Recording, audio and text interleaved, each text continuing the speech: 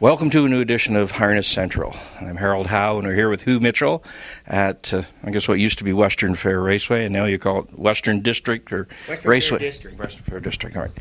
Hugh, we're here to have a candid conversation about not what has happened to racing with the announcement about the slot program, but to move forward. We do have a fair bit of information, but you can maybe put a finer point on it because you had a meeting with the OLG as some of the other track operators have. What can you enlighten us with insofar as what we're looking for over the next 100 days, let's say? Well, we had our meeting, as you had indicated, with the OLG, as every racetrack in the province will have a meeting, if they haven't already, with the OLG in the next couple weeks. Really, there's as many unanswered questions, frankly, as there is answered questions. But what we do know going forward is there is a critical path that's been outlined to take us from now till April 1st, 2013.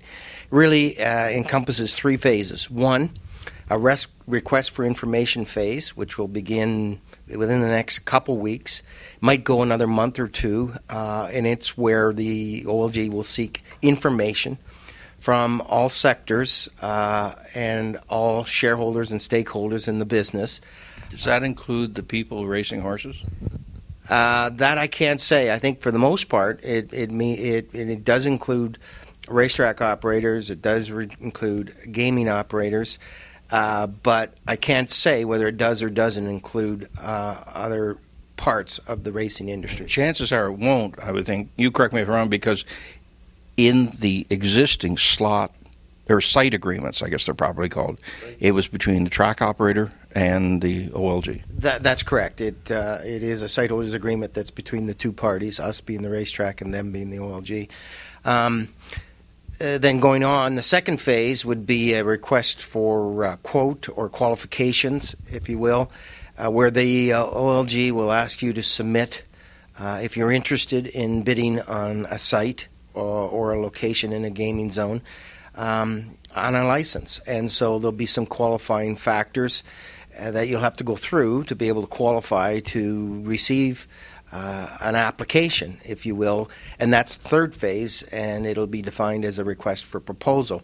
And that phase might begin early to late fall, where the request for proposal will be sought from those interested in applying for a license.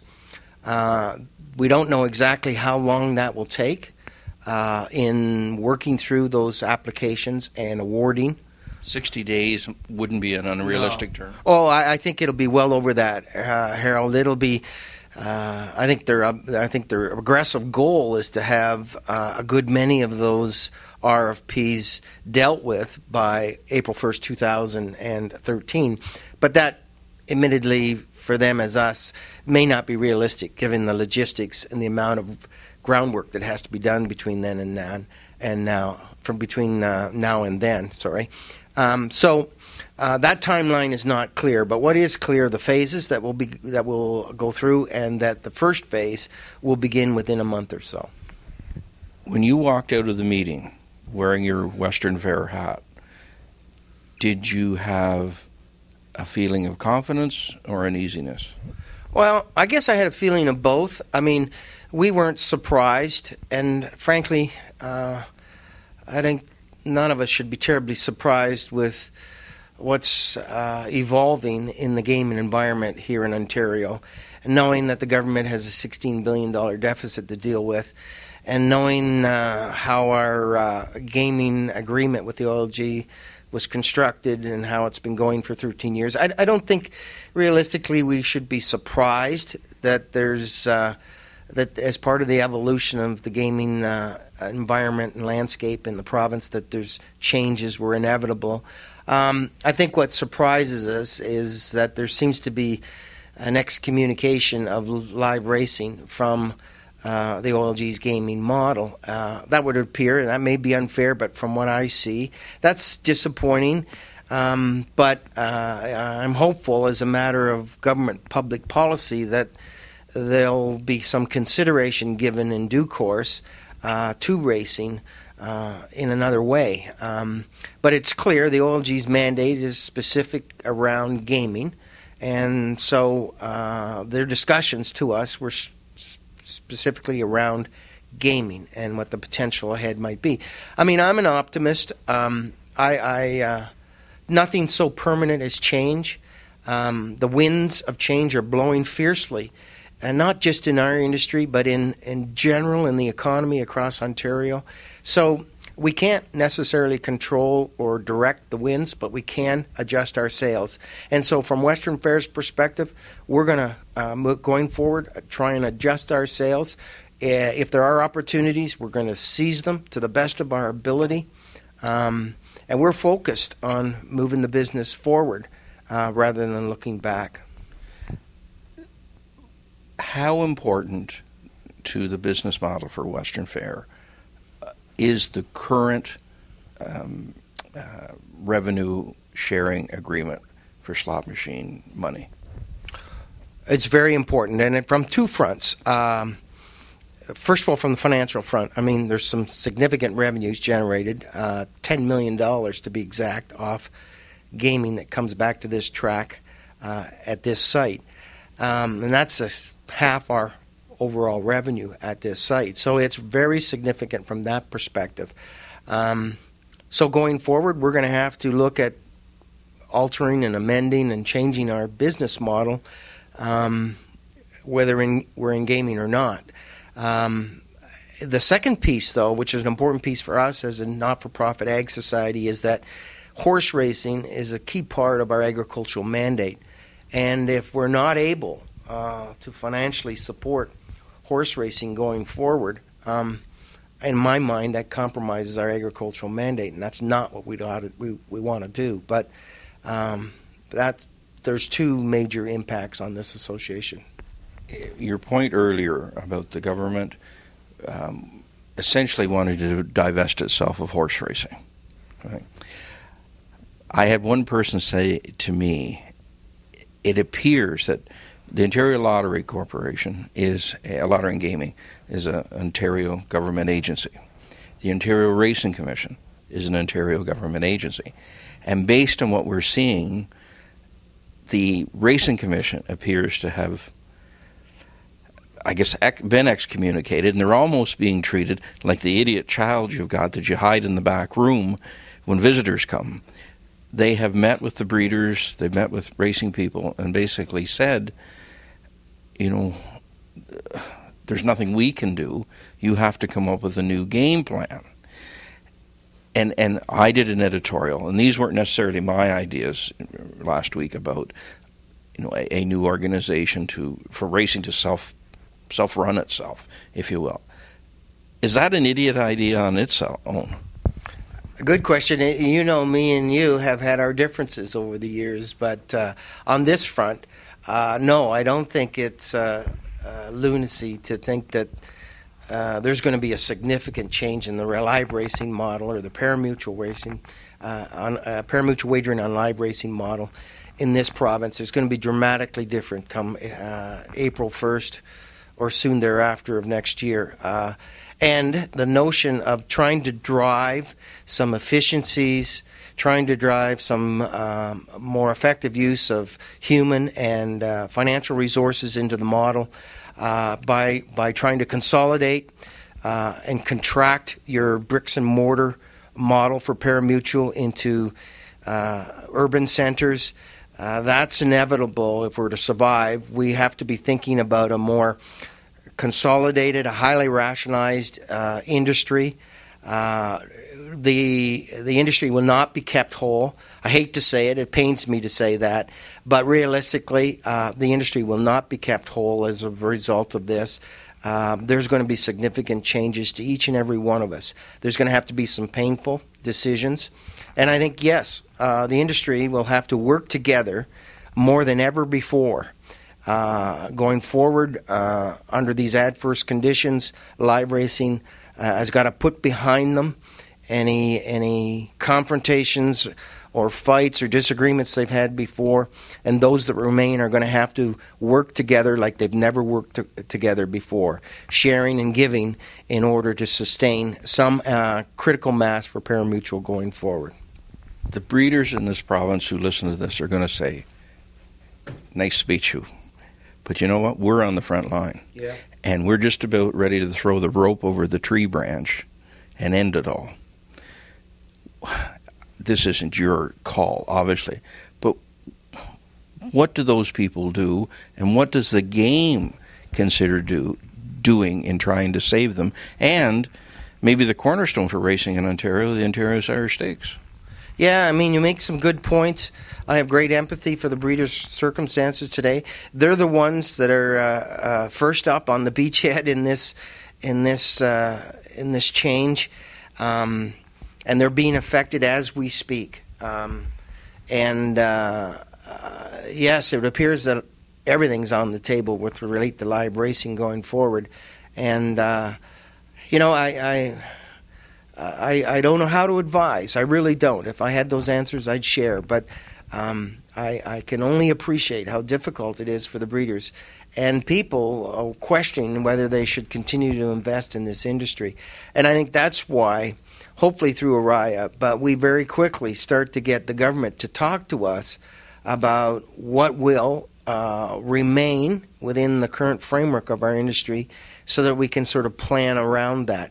And the biggest challenge for us today is not knowing. And so specifically for the breeders, that I can see it being a huge issue. And, without the breeders, live racing, pari-mutuel, really requires a sustainable and consistent supply of quality horses, and it really starts with the breeders. So they're an important piece of this whole puzzle. And I honestly am as frustrated as they are in knowing what to say or do. Well, let's speculate. Just hypothetical guess. Half a dozen tracks left? Well, I think you put me on the spot a little bit. But, I've been preaching, and others have as well, for some time now, that the live racing model and distribution model of 17 racetracks across this province is antiquated. Frankly, it was antiquated in the mid-'90s when we were on the ropes before the tax reduction and then the slots at racetrack program. And we created, over the course of the last 15 years, some false economies for ourselves, and here we are dealing with it again. But whether it's 6, 7, or 8, what I know for sure, it isn't 17. It isn't anywhere near 17. It's probably half. And someone can just take a pen and go look at the urban centres across Ontario and for themselves start to discern fairly quickly how many markets for pari-mutuel will remain. And that's for the big bricks and mortar part of it. But I think, like the OLG, we ought to be, and we have made some inroads this way, at least Woodbine has, in really exploiting the online gaming piece so we reach all corners of the Ontario market with the internet as a means of trying to sustain as much pari-mutuel as we can. Live race dates cut by 30% or more? Oh, well, I hate to say that, but that might not be enough when it's all said and done. And I think the key point going forward, I always refer to it as pari-mutuel wagering on live racing, not just live racing, because adding the pari-mutuel component to that term suggests that we would be market-driven. And I think if nothing else, we ought to have learned that through all of this, that going forward, any model we build will have to be focused on being customer driven and letting the market decide how we operate and to what extent we distribute this product. Ontario Sire Stake money is a big issue out there. It sits presently at roughly $20 million. Slot revenue is responsible for approximately half of that. Yep. So we know for 2012 we're good. 2013, we got 3 months before the contract ends. What's the number? Yeah, it's again, Harold, a good question. I don't know what that number is. I honestly don't. And, we may be fine for 2012, but the truth, as most of your viewers know and you do, that decisions about 2013, 2014, and beyond are even being made as we speak because of the life cycle of the equine athlete. So I don't know what that number is. I think a priority should be on all sides, on all breeds, is some sire stakes program to encourage people to invest in yearlings. The other piece to all of this is ensuring that there's, at the end of the day, some kind of two-tiered system, which I think is critical going forward. The new model ought to consider having the premier racing operation, Woodbine, survive. That's key going forward. Frankly, nobody buys a $35,000 yearling to race in overnights at Western Fair. I think we're an important piece, the Tiered 2 system, the feeder tracks to feed the premier racing facility, but it's a model that needs to be synergistic. And I think the B-track system, however many remain, need to work with the A-track system. There needs to be that premier racing facility for people to want to invest in the business. And I think making sure Woodbine survives is number one. Well, doesn't that then hearken to the idea of a centralized body to effectively run racing, maybe even take over a lot of the duties that the Racing Commission currently does? So the government is then completely divested of anything. But there has to be some integration of a centralized idea, stopping conflicts, maybe centralized race offices, centralized purse pool. I mean, you could go on and on. Absolutely. That, I think, is a first start, is trying to create an understanding amongst the industry that there needs to be a central organization or alliance or consortium that begins working together, and that includes central race offices, and the list goes on and on and on. So what's the first step to try and work towards that? Right now, racing is just sort of largely running around saying the sky is falling, which it is. What's the first step to move forward? Well, I think the first step is to create that model, recognizing that the old model is gone. And who drives that? Oriya? Well, that will be, I'd like to think Oriya will, but it's difficult for Oriya, in fairness to them, because they represent all breeds, breeders, horse people, and racetracks. And as I said earlier, and I believe this, without a doubt, that everybody can't be kept whole. So it'll be difficult for Oriya to be the one making those decisions about who stays and who doesn't. So I understand the predicament Oriya is in, for sure. But I think people like myself may have an opportunity to share with government some thoughts on a new racing model that's built around parimutuel wagering, supporting live racing. But it's, in my view, it's a model that's dramatically different than what we see today. And still no guarantee that the industry will survive, but I think it's our best shot. So I think it's people within the industry providing leadership and having the courage to commit to a model and sharing it with government for their consideration. So it sounds to me, if I'm expecting some big picture answers this calendar year, I might be disappointed. There may be some small incremental steps, but this new vision, if there is a chance for a new vision, it's going to take time. It's going to take time, and time is not what we have. So you're right. And to think that we'll get a consensus on what that model should be is honestly, in due respect to the industry, delirious. It won't be something you get consensus on. But going forward, a couple things. We can no longer continue to fight amongst ourselves. We must begin very quickly to be focused on a market-driven approach to how we rewrite and rationalize this live racing model. Focus on the customer, and be prepared to come to the table not with your own personal interests first in hand, but what's right for the industry, whatever's left of it come April next year. What about the concept that's been tossed out from a couple of people and say, maybe it's time for racing to step up and become an equity player? If a track is thrown under the bus here, let's just hypothetically say Flamborough, for example, and racing says, you know what, we need Flamborough. So how about we put up some dough and we buy it? Well,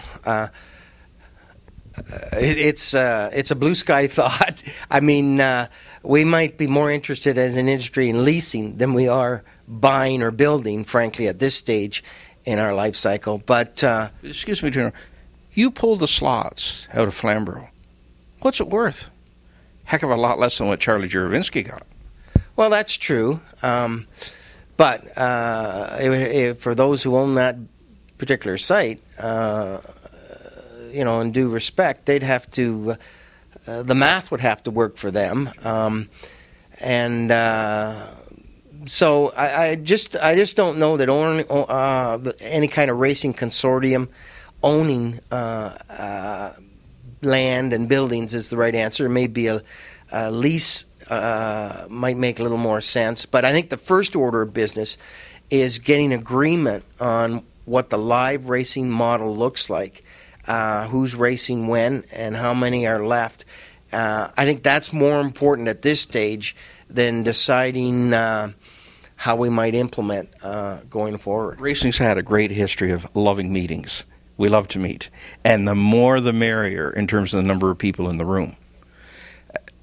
I mean, I think most people look at, and I'm not singling them out, but I guess I am, the United States Trotting Association and Standardbred Canada. Their board is bigger than General Motors, respectively. Excuse me. Numbers don't mean anything. If we have this new model, you couldn't have a track representative from every track.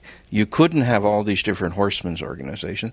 Otherwise, you're back into like 20, 30 people by the time you get all the stakeholders. And are you in agreement that it have to be something much more concise? Absolutely. Absolutely. The days of what we know are long behind us. I think going forward, it's a more compressed, contracted industry, and in my view, a lot less participation than we currently see, because what we currently see is not sustainable and supportable. So, and that comes with a lot of thought, me having to say that, and I know some of your viewers will think that's heresy, but I think we got to be really realistic about what's ahead. And the first step is once the grieving's over, is recognizing that a new day is ahead. So, get over kicking the dust and stomping your feet. It's time to try and come up with first of all, you got to accept this is a done deal. Now, what can we do to move ahead with what we've got? Yeah, I think we got to accept, not necessarily that this is a done deal, Harold, but I think we got to accept that the way things were is gone. That's the first step. I think there's still an opportunity to convince government that there's a sustainable pari-mutuel wagering model on live racing, but it's considerably contracted from what we currently see. I think so. I'm optimistic only because I think that enlightened people will come to realize that we're going to have to work together like we've never worked together before, and that'll have to be fewer around the table than ever before. Just one parallel I was going to draw is New Jersey. New Jersey basically ended up in the hands and knees, and Jeff Gorell came in and basically became a benevolent dictator, for want of a better term. And he's more or less calling all the shots in that state in every regard. And, they're there. They're grinding away. maybe we're better off than they are, even in this new world, as you call it. Well, I still think there's opportunities. I think the thing that really needs to happen is who's ever left has to be like-minded. We have to share certain principles and philosophies if we're going to be able to work together. And just to interrupt, do you mean by that, not to put you on the spot, but a track operator has to understand that if they get slots in the agreement, they have to include horse racing. They have to have some fair agreement. It's not just going to be a one-way street. Well, it may not be inside the slot agreement. It may be exterior funding from the government. But I guess the point I'm making is that in order for us to survive, whoever's left, we got to be very like-minded. We got to be very much aligned on principles and objectives and our focus, our business focus. And if there's a group that's really production-driven and there's a group that's really demand-driven, that's going to be counterintuitive. It's not going to work. It induces conflict and confrontation, as we've seen for the last decade. So I think what's very important is those who are prepared to commit to trying to sustain some element of live racing in this province need to be all in line with certain philosophies and objectives and goals. And I think, frankly, we're going to have to put the interest of the whole ahead of the interest of the individuals. And just to back up, just caught you on one point. I may be putting words in your mouth, but are you saying that it's possible that an agreement could be struck whereby racing doesn't share in the slot revenue per se, but they get revenue in a roundabout route from another source? I think that those are my words. Yeah, I think I don't know that, but I think that I think there's a compelling argument that can be made to government, given all the economic spin-off effects and implications of this industry, if it were to cease. I think there's an argument to be made for governments to continue to support a live racing model, albeit contracted and consolidated. The OLG has its marching orders, and you have to respect the fact that they're accountable to the government. So they have to do what's expected of them. That's what their obligation is. And they to date have been focused on a gaming strategy that doesn't include parimutuel. So it seems to me, if that be the case, and that may not change, then we have to look at it from a different perspective and look to government for how we might co-fund a live racing model going forward. You're pretty old for this kind of change.